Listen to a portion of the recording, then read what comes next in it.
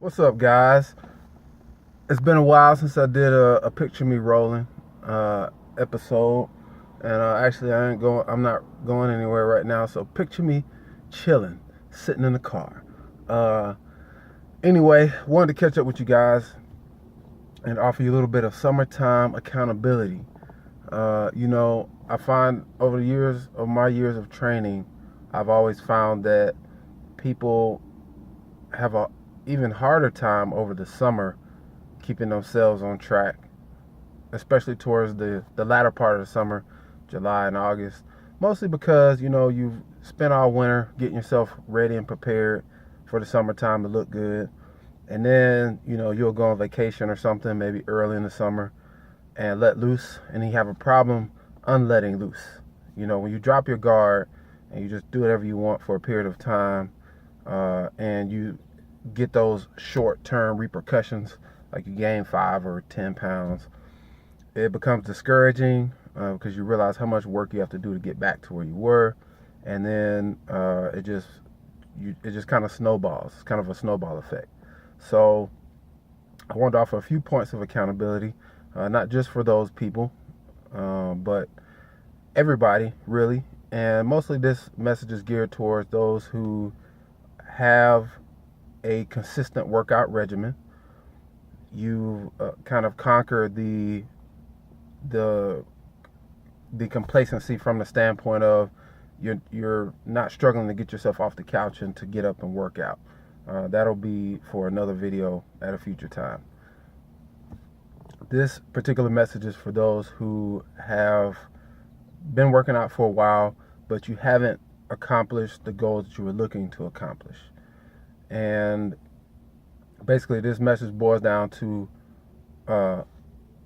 what you want to do versus what you're willing to do. All right. Does your work ethic match your goals, your perceived goals, your written goals, whatever goals you have in your mind? And for a lot of people, the answer is no. You may have, gotten to a point where you're working out consistently, but you have not done everything that you can do. And I see this a lot. People thinking that they're doing everything they can do. As a trainer, I'm sure a lot of trainers have heard, the excuse, I'm doing the best that I can. And frankly, for me, that's always infuriating, because the best that you can, you don't even know what that is. And I've said this before in previous videos, you don't even know your maximum effort level, because a lot of times it's intimidating to even try to put your best foot forward. It's scary because of you're scared to reach those levels of fatigue, and frankly, you just have this. You just end up with a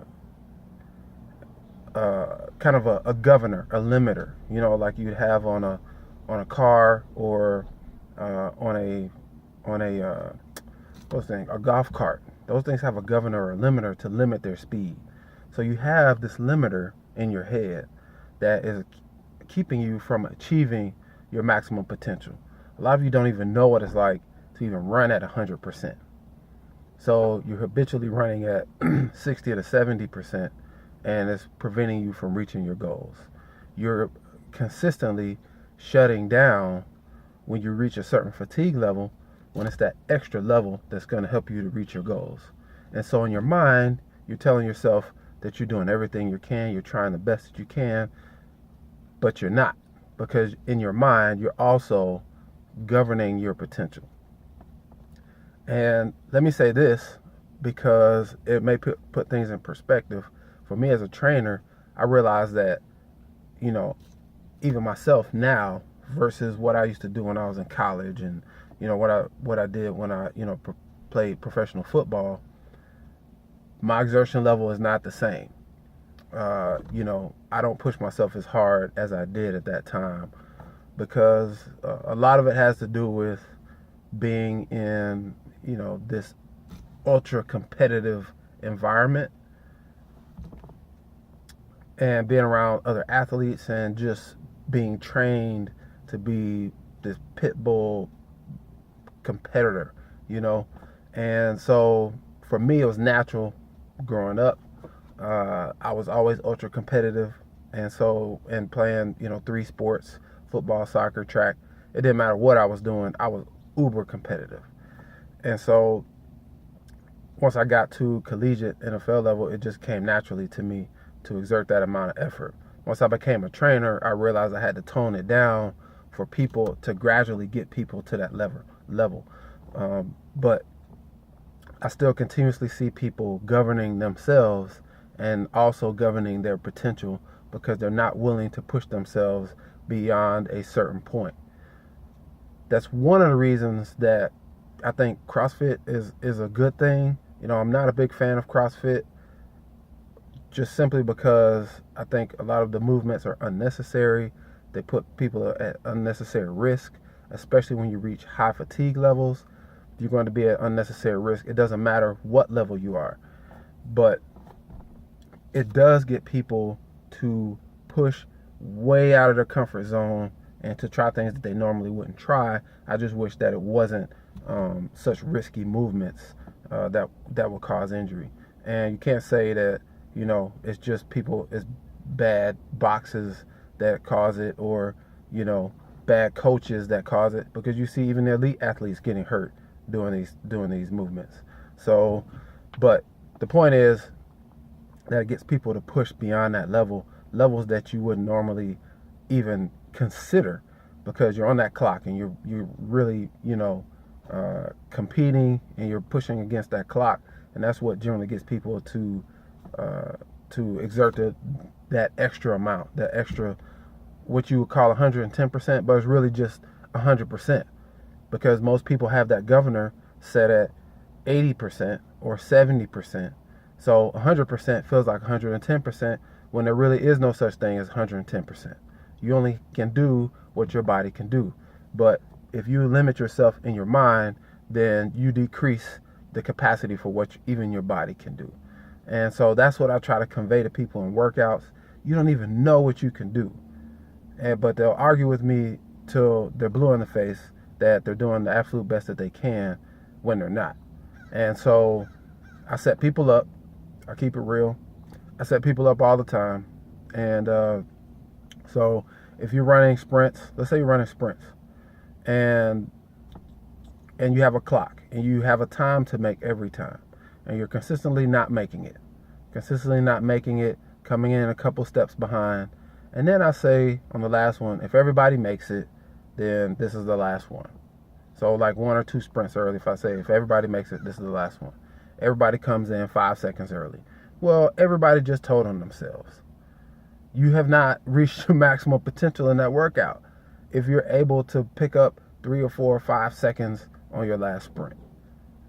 So it's proof in the pudding for me. So I don't even bother arguing with people because I know better. I've proven it with sound evidence. So you really have no alibi.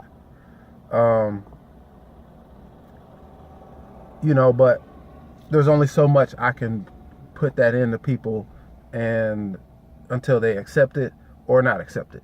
At the end of the day, it's up to you to achieve your goals or not achieve your goals. And I'm just trying to teach people how to do that. So this message is for those people who have goals to achieve and have not achieved them yet. All right. Same thing goes in the kitchen. You think you're doing everything that you can, you're counting calories. And, I see this complacency all the time. I'm doing everything that I can. Oh, but by the way, I forgot I ate out. I ate this. I ate that. No, you're not. If your diet is not flawless, then you're not doing everything that you can. So don't just act like everything that you can give is easy to give.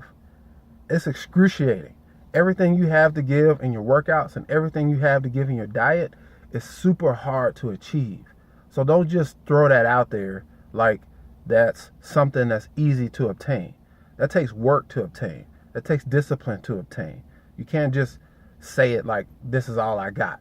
No, that's all you're willing to try to give, but it's not all you actually have. So let's keep it real with ourselves. And this is the same logic I apply to myself. So it's not like I'm not being judgmental or trying to discourage anyone. I'm just keeping it real. You aren't doing enough. if you haven't reached your goals. Period, point blank. And it always boils down to, when I talk to people who have goals, who have set goals for themselves, or have things they want to accomplish, whether it's weight loss or a fitness level or a strength level or a size level. It comes down to what you're willing to do versus what you're actually doing, and versus what you're capable of doing. All right. If those three things don't match, if what you're capable of doing, if what you're willing to do doesn't match what you're capable of doing, then you're not going to reach your goals. And even still, depending on what your goal is, you still may not reach it.